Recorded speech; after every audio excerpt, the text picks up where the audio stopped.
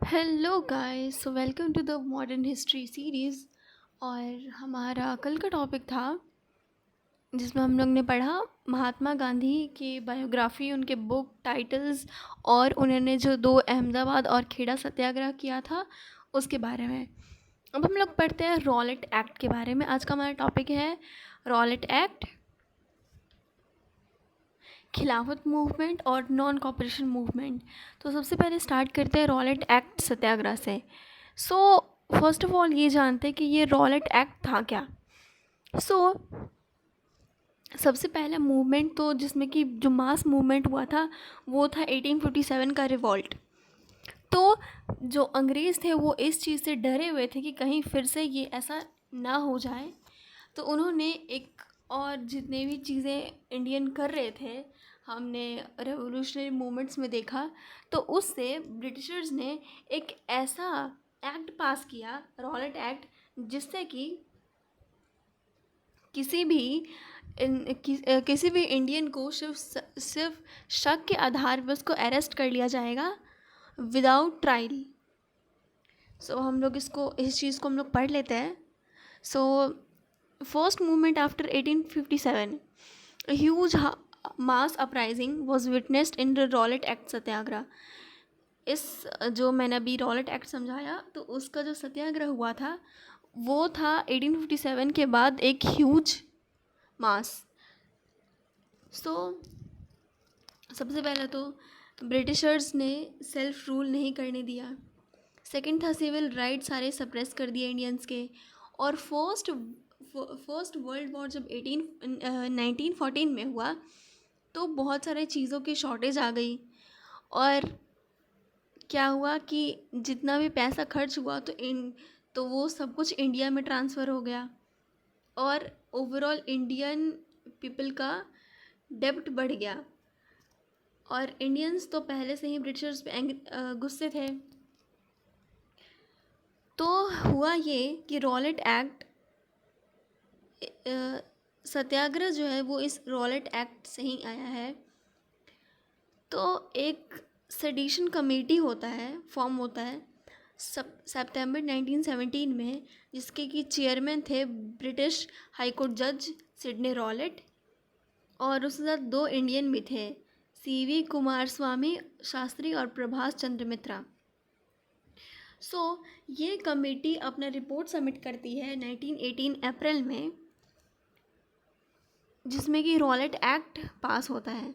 और इस Rowlatt act के तहत एक इंसान को अरेस्ट कर लिया जाता है सिर्फ शक के आधार पे, और उसके 2 साल की जेल हो सकती है बिना ट्रायल के, कि वो किसी अपने लॉयर को भी नहीं ला सकता है, वो जेल से बाहर ही नहीं आ पाएगा बेसिकली। और पुलिस को अनलिमिटेड राइट्स मिल गए कि वो अरेस्ट कर सकते हैं। फिर हम लोग देखते हैं 24 फरवरी 1919 में गांधी जी एक सत्याग्रह इस्टेब्लिश करते हैं जो कि इस लॉ के अगेंस्ट था। और एक एक दिन का मतलब 24 घंटे का एक भूख हड़ताल वो रखते हैं और स्ट्राइक करते हैं, जो कि उन्होंने ऐसा प्लान किया था कि वो 30 मार्च को होगा, लेकिन बाद में वो डेट चेंज हो गया, 6 अप्रैल कर दिया गया। लेकिन ये इन्फॉर्मेशन बहुत लोगों तक नहीं पहुंच पाई थी, सो उन्होंने 30 मार्च को ही अपना सत्याग्रह स्टार्ट कर दिया था। तो वो कौन कौन सी जगह थी? दिल्ली, अहमदाबाद, अमृतसर और लाहौर में ये 30 मार्च को ही हो गया था। तो दिल्ली में पुलिस ने फायर कर दिया और श्रद्धानंद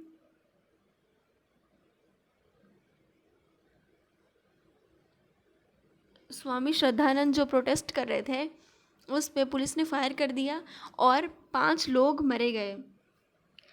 फिर 6 अप्रैल को जो स्ट्राइक था वो successfully all over the India किया गया, और इसके मेन सेंटर्स थे पंजाब, दिल्ली, बॉम्बे, गुजरात और सिंध। तो वो mainly urban middle class areas में था, जिसमें कि ट्रेडर्स, कलाकार ने पार्टिसिपेट किया, और हिंदू मुस्लिम यूनिटी भी हम लोग को यहाँ पे देखने को मिलता है।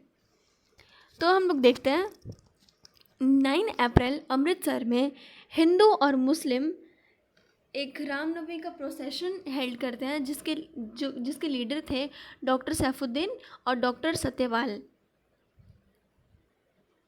जिसको जनरल डायर थे जो गवर्नर ऑफ पंजाब, उसने डॉक्टर सैफुद्दीन और डॉक्टर सत्यपाल को अरेस्ट कर लिया। 10 अप्रैल को पब्लिक ने हाउस ऑफ डिप्टी कमिश्नर के सामने प्रोटेस्ट करना स्टार्ट कर दिया। तो फिर जो पुलिस ने ओपन फायर स्टार्ट कर दी क्राउड में और 20 लोग मारे गए। अमृतसर में एक रियॉट हुआ करता था। एक औरत का नाम था शेरवुड, जो कि मर जाती है। तो उसके बाद रिस्पॉन्सिबिलिटी दे दिया जाता है जनरल डायर को, और वो मार्शल लॉ इम्पोज करता है सेक्शन 144 के तहत पंजाब में। कि कोई मार्शल लॉ में ऐसा था कि कोई भी आदमी एक या 2 आदमी से ज़्यादा कहीं भी सोशल गैदरिंग नहीं होना चाहिए। ऐसे सरकमस्टांस में जो गांधी जी थे वो पंजाब से चले जाते हैं, और फिर लेकिन बाद में उनको अरेस्ट कर लिया जाता है पलवाल नाम की जगह पे, और फिर उनको बॉम्बे भेज दिया जाता है। अब देखते हैं कि रॉलेट सत्याग्रह का इम्पोर्टेंस क्या है। तो पब्लिक प्रोटेस्ट जो हुआ, उसके बाद रॉलेट एक्ट 3 साल तक तो इम्प्लीमेंट नहीं हुआ। नेशनल मूवमेंट को स्ट्रेंथ मिली, हिंदू मुस्लिम यूनिटी हमें देखने को मिलता है, और the politics of persuasion was replaced by the politics of struggle and strike. और हमें ये भी इससे सीखने को मिलता है कि ज़रूरी नहीं है कि ये ज़रूरी नहीं है कि जो मास मूवमेंट हो वो रेवोल्यूशन से ही हो।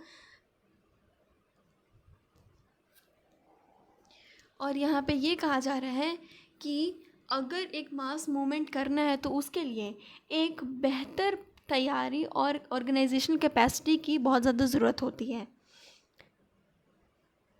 गांधी जी की वजह से नेशनल मूवमेंट को एक नया मोड़ मिला।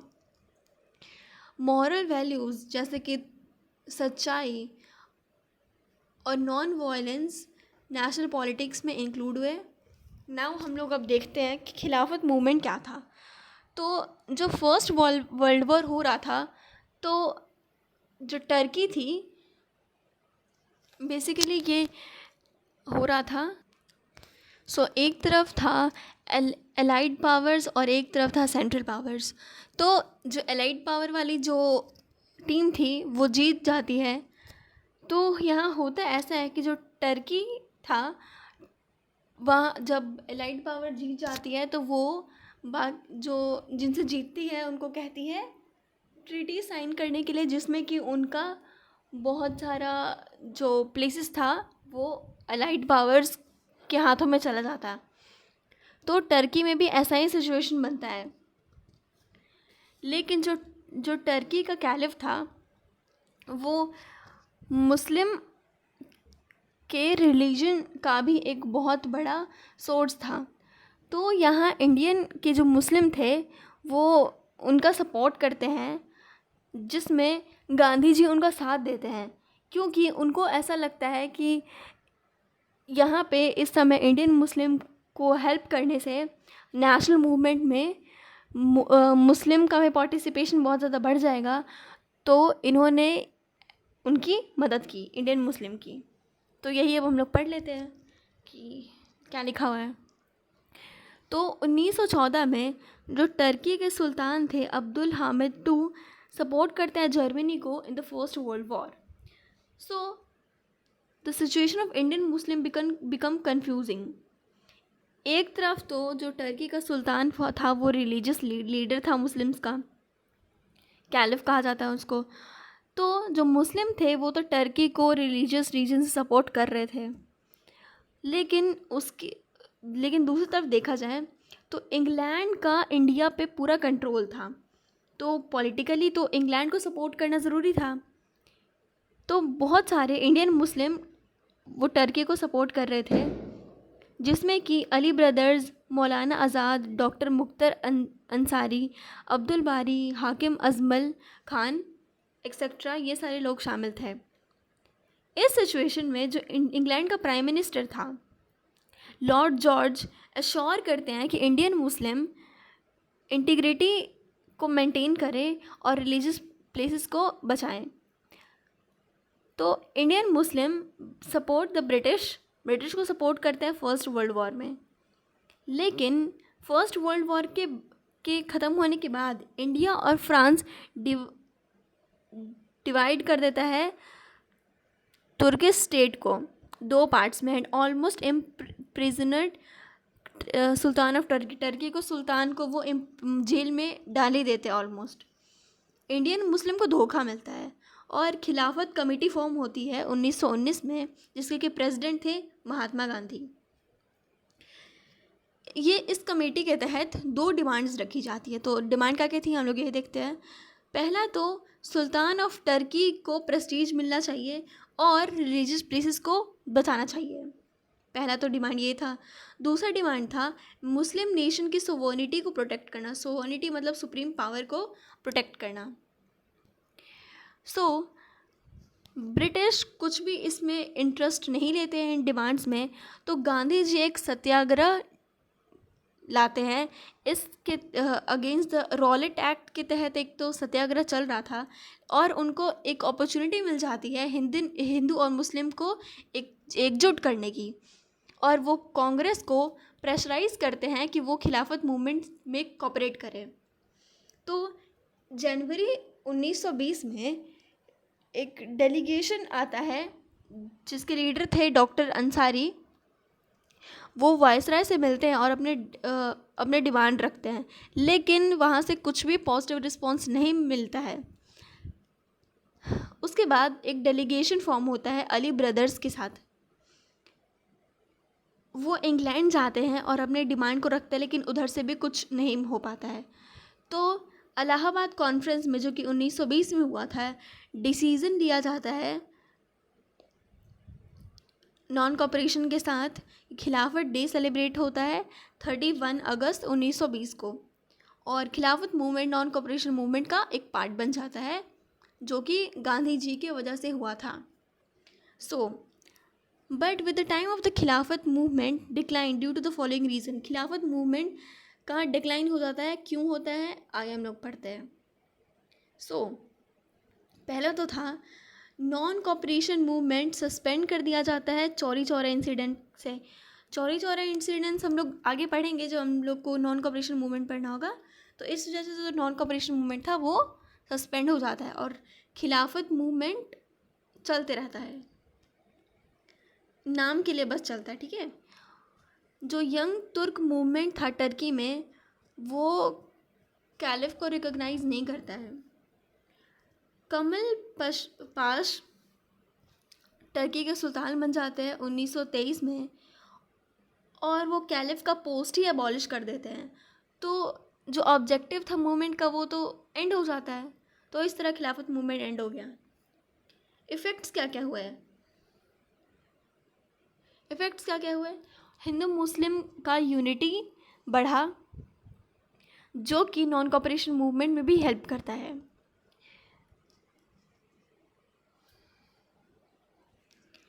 इस वजह से नेशनल मूवमेंट को शॉर्ट टर्म बेनिफिट तो मिलता है, लेकिन बहुत लॉन्ग टर्म सफ़र करने को भी मिलता है हम लोग को, और इससे कांग्रेस और लीग की जो क्लोजनेस है वो बढ़ती है।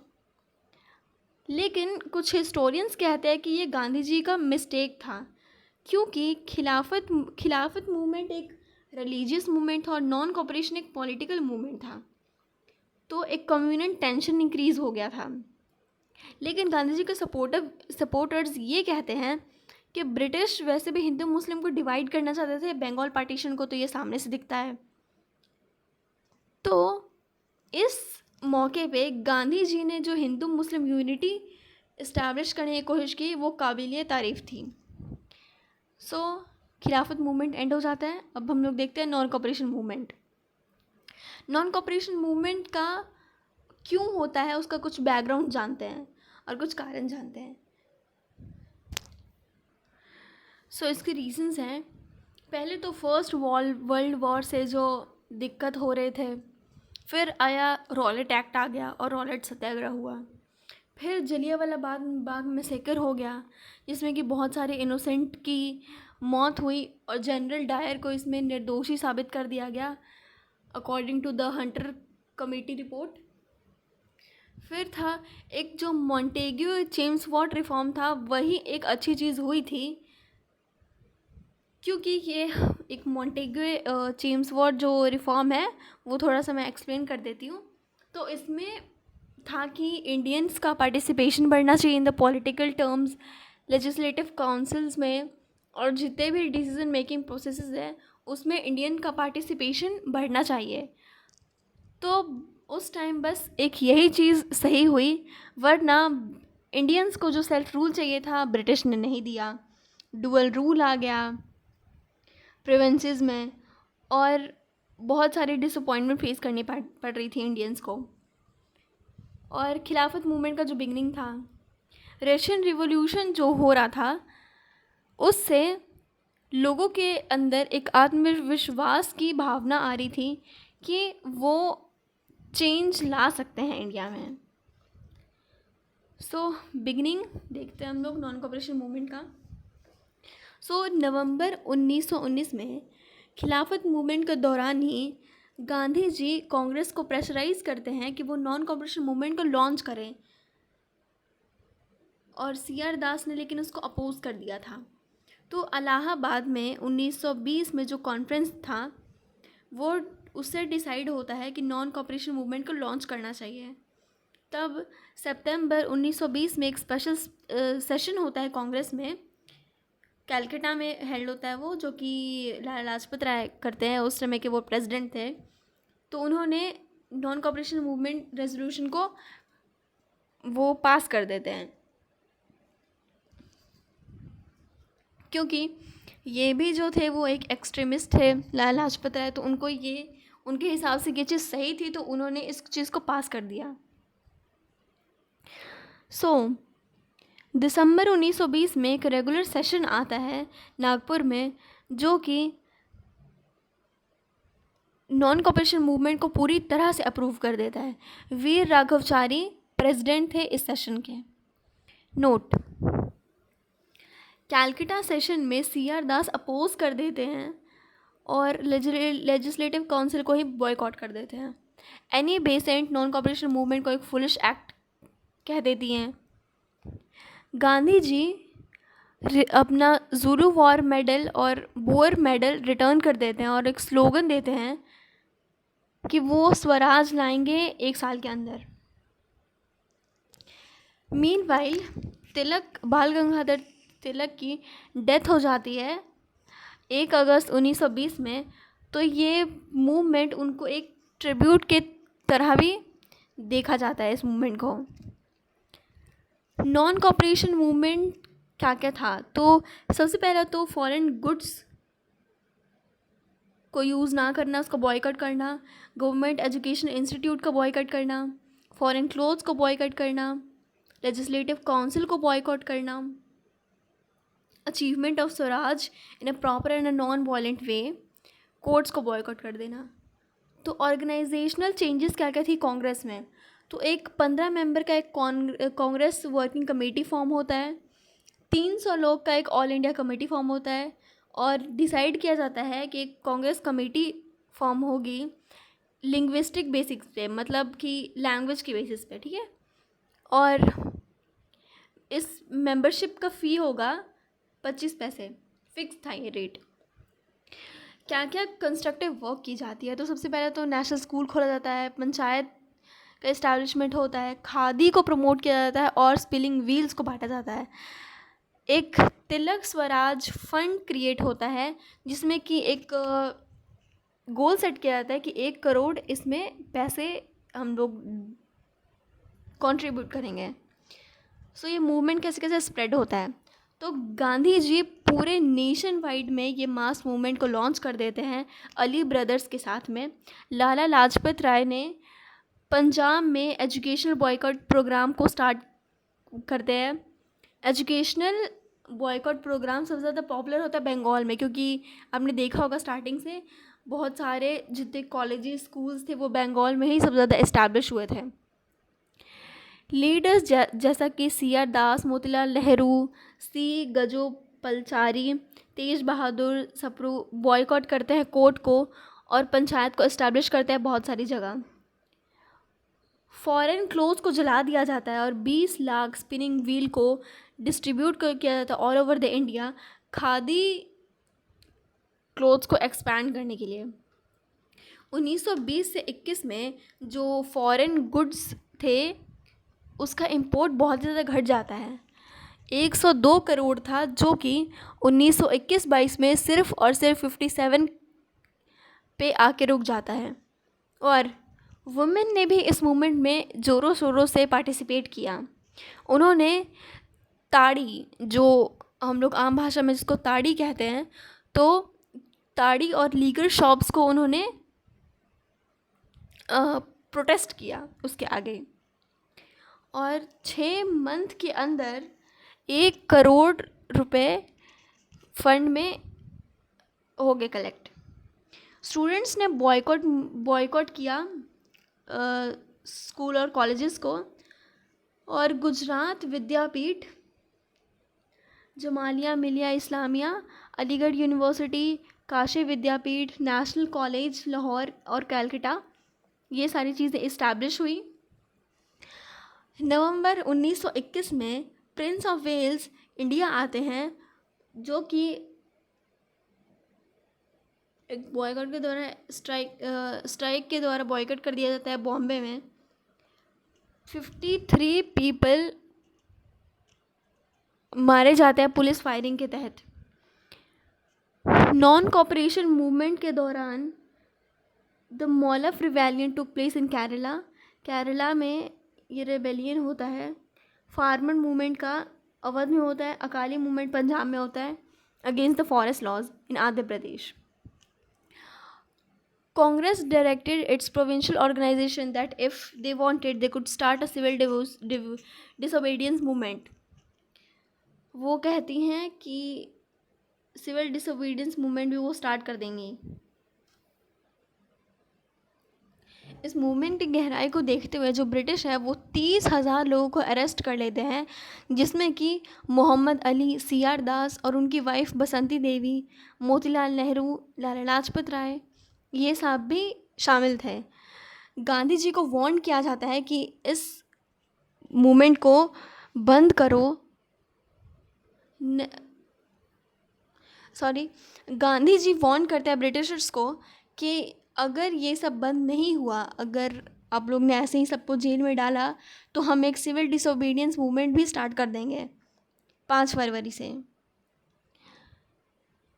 But in the meantime of 5 February 1922, an angry mob led by the भवन दास अहिर, जिसमें कि एक चौरी चौरा जगह है जो कि यूपी में पड़ता है, वहाँ पे एक मॉब थे जिनका नाम था भगवान दास अहिर।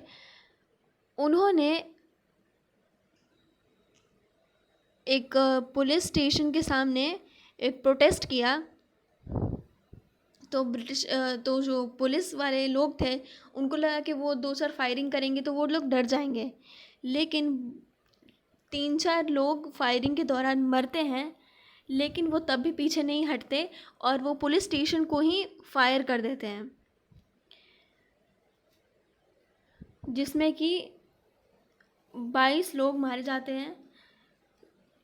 इस वजह से Gandhi ji non cooperation movement को विथड्रॉ कर देते हैं 12 फरवरी 1922 को। हम लोग देखते हैं कि other facts related to the movement, इसके क्या क्या और फैक्ट्स हैं।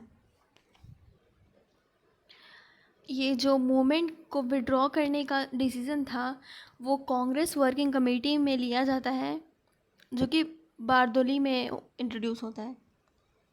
चौरी चौरा का जो डेट है वो है 4 फरवरी गवर्नमेंट डॉक्यूमेंट के अकॉर्डिंग। जमनालाल बजाज अपना टाइटल रिटर्न कर देते हैं, जो कि था राय बहादुर। सुभाष चंद्र बोस अपने पोस्ट ICS से रिज़ाइन कर देते हैं और सुभाष चंद्र बोस नेशनल कॉलेज कलकत्ता के प्रिंसिपल बन जाता है।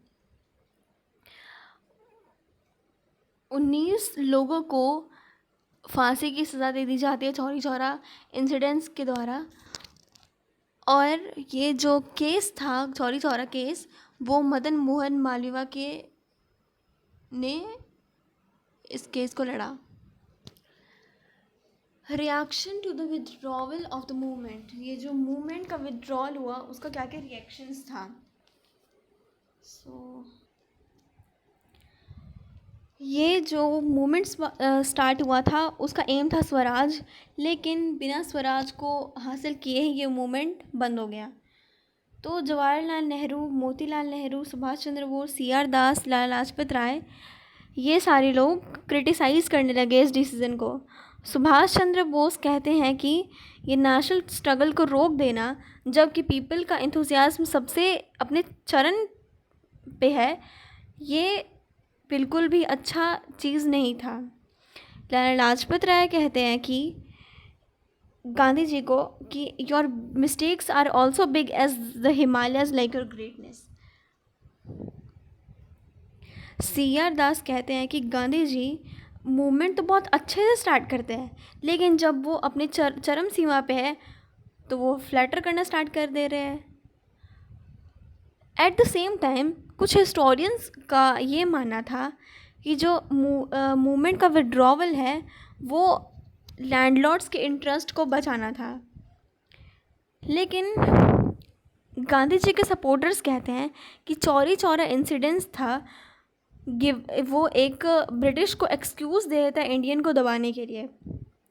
और दूसरी तरफ गांधी जी का जो मूवमेंट के ऊपर कंट्रोल था वो भी धीरे धीरे पकड़ में से जा रहा था, क्योंकि जो उनका जो मोस्ट इम्पॉर्टेंट वो प्रिंसिपल था जो कि नॉन वायलेंस था, उसी का उल्लंघन कर दिया गया था और बहुत सारे जो लीडर्स थे वो जेल में चले गए थे। तो ये मूवमेंट कंटिन्यू क्यों होता है। और दूसरी तरफ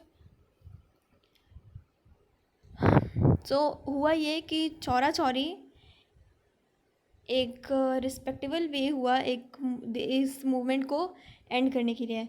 गांधी जी इस मूवमेंट को एंड करते हैं और अपना एनर्जी यूज़ करते हैं आगे के मूवमेंट्स में। इस मूवमेंट के इम्पैक्ट्स क्या क्या हुए और इम्पोर्टेंट्स। तो ये पहला मूवमेंट था जिसमें कि किसान, लेबर, छात्र, लॉयर, जर्नलिस्ट, वुमेन, ये सब ने पार्टिसिपेट किया। अब कांग्रेस लोगों की आवाज़ बन चुकी थी, लोगों को के अंदर एक पावर आया ऑपरेशन को फेस करने के लिए और जेल जाने के लिए भी। बहुत सारी एक large number of Muslim participation देखने को मिला और हिंदू मुस्लिम यूनिटी को एक बहुत बूस्ट मिला। स्वदेशी एक्सपैंड हुआ और 20 लाख स्पिनिंग व्हील्स को डिस्ट्रीब्यूट किया गया, जिससे कि इंडियन टेक्सटाइल इंडस्ट्री को एक बढ़ावा मिला। नेशनल एजुकेशन इंस्टीट्यूट्स इस्टेब्लिश हुई। स्वराज, अब हर इंडियन के दिमाग में ये चीज़ आ चुकी थी स्वराज के बारे में। आम लोग, आम जनता भी मॉडर्न पॉलिटिक्स को अब समझ रहे थे। ऑर्गेनाइजेशनल चेंजेस हो रहा था कांग्रेस में। सोशल जस्टिस जैसे छुआछूत की भावना को रेस किया गया। 12 मार्च 1922 को गांधी जी को अरेस्ट कर लिया गया अहमदाबाद से और जज ब्रूमफील्ड उनको 6 मंथ की सज़ा सुनाते हैं। लेकिन सॉरी, ये ईयर होगा यहाँ पे।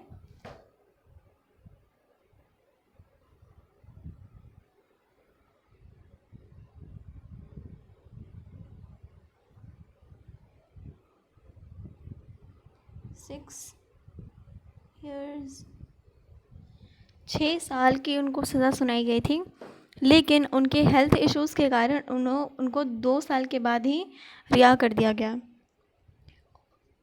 इस मूवमेंट के विथड्रॉवल में मोहम्मद अली जिन्ना, एनी बेसेंट, बिपिन चंद्रपाल ने कांग्रेस से रिज़ाइन कर दिया। सुरेंद्र नाथ बैनर्जी ने इंडियन नेशनल लेबर फेडरेशन को फॉर्म किया। दिल्ली में एक मीटिंग हुई 1922 में, जिसमें कि डॉक्टर मुंजे और जे.एम. सेन गुप्ता ने नॉन कॉन्फिडेंस मोशन को प्रेजेंट किया। इन्होंने गांधी जी पे ना विश्वास होने का एक मूवमेंट एक प्रेजेंट किया अपना। So thank you, this is all for this session. तो मैं एक बार पूरा ये दिखा देती हूँ। आप लोग प्लीज़ इसको रिवाइज़ करते रहिएगा, क्योंकि रिवाइज़ करना is the most important thing.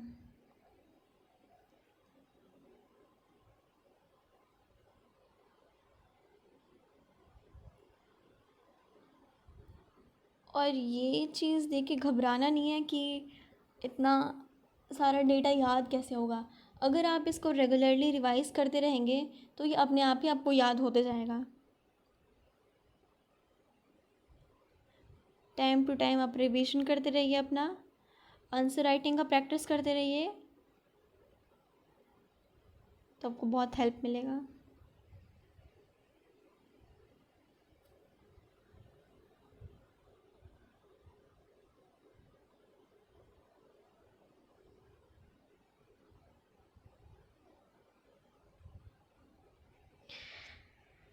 So bye bye.